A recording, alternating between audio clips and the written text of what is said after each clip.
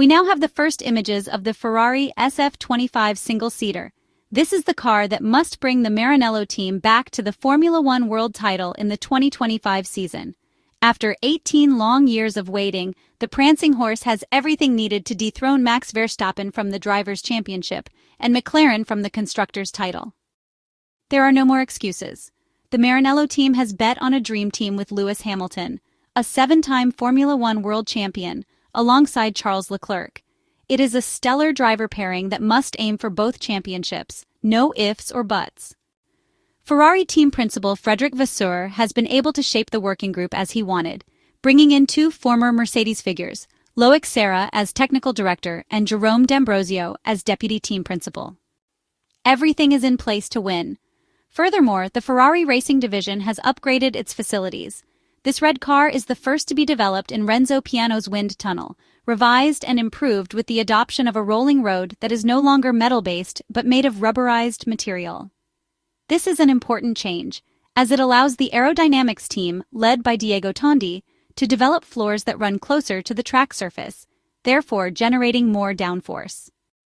Additionally, Lorenzo Giorgetti, the skilled sponsorship manager under Chief Executive Officer Benedetto Vigna, has filled every inch of the car's bodywork with prestigious and generous partners, ensuring strong financial support for the racing activities. In short, the French manager begins the final year of ground effect cars with everything needed to aim for the top second place will be seen as a failure. And this evening, right after the unveiling of the matte red livery with the return of white at the dazzling O2 Arena in London, where Formula One celebrated its 75th anniversary, Ferrari shared images of the SF-25 on its social media channels. It was an eventful Tuesday night at the O2 Arena in London, where all the F1 teams gathered to reveal their cars' liveries for the 2025 season. The event itself went smoothly, and all 10 teams had the opportunity to showcase their chosen design for the upcoming campaign. Frederic Vasseur had already hinted that this would be a 99% new car, marking a clean break from the SF-24. This is proof that Ferrari believes in it and does not want to follow the original plan of President John Elkann, who was willing to wait for the 2026 Formula One regulation changes to aim for the title. Some teams will introduce carryover cars, meaning a 2024-based chassis with a new aerodynamic package in order to allocate budget cap resources to next year's agile F1 car. Not Ferrari, which began redesigning its championship contender last summer under the leadership of Enrico Cardile.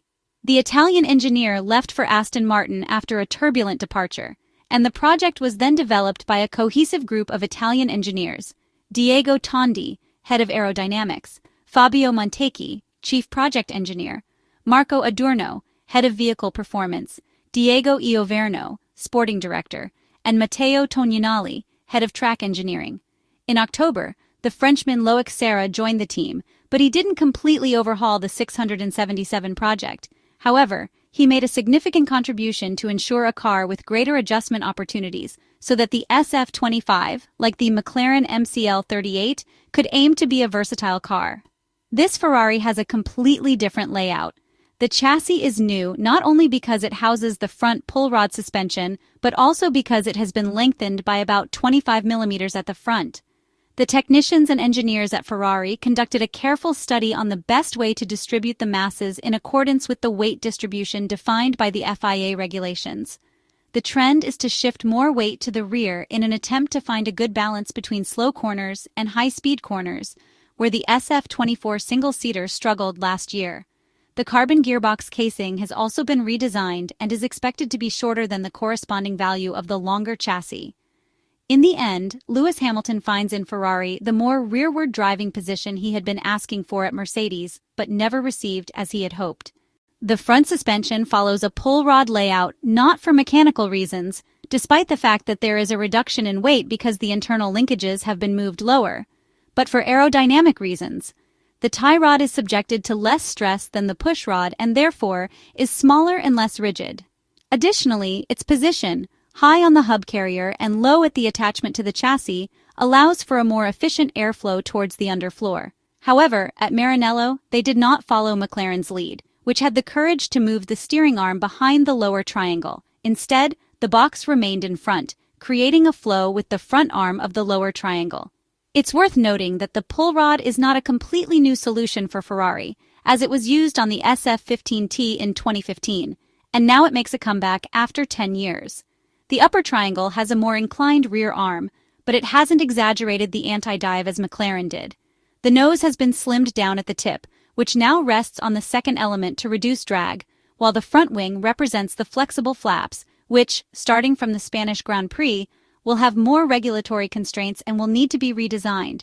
The solution shown in the renderings is similar to the one used at the end of the 2024 Formula One season. The side pods are the result of great refinement. A prominent visor has appeared at the radiator intake, on which the mirror support rests.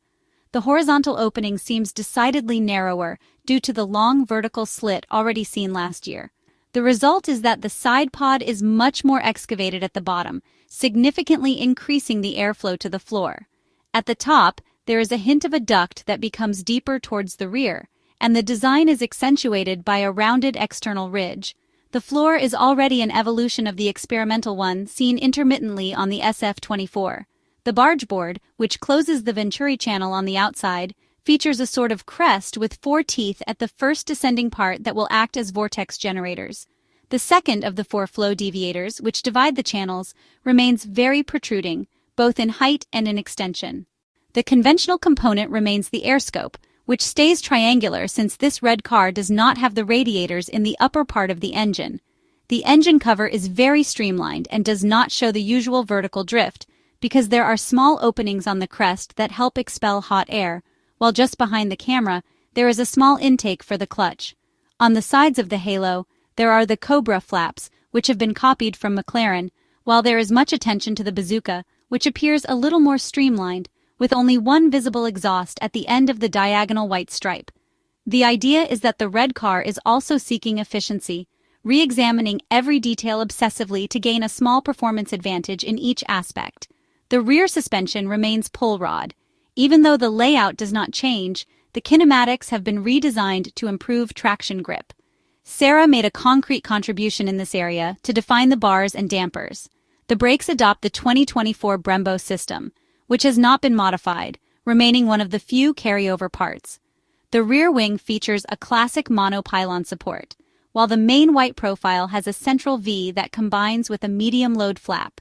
But it's interesting to note that the lateral attachments of the movable wing are similar to the concept proposed by the Mercedes W15 single-seater, with a noticeable diagonal exhaust. The beam wing is in 2 elements, the lower one for downforce and the upper one flat.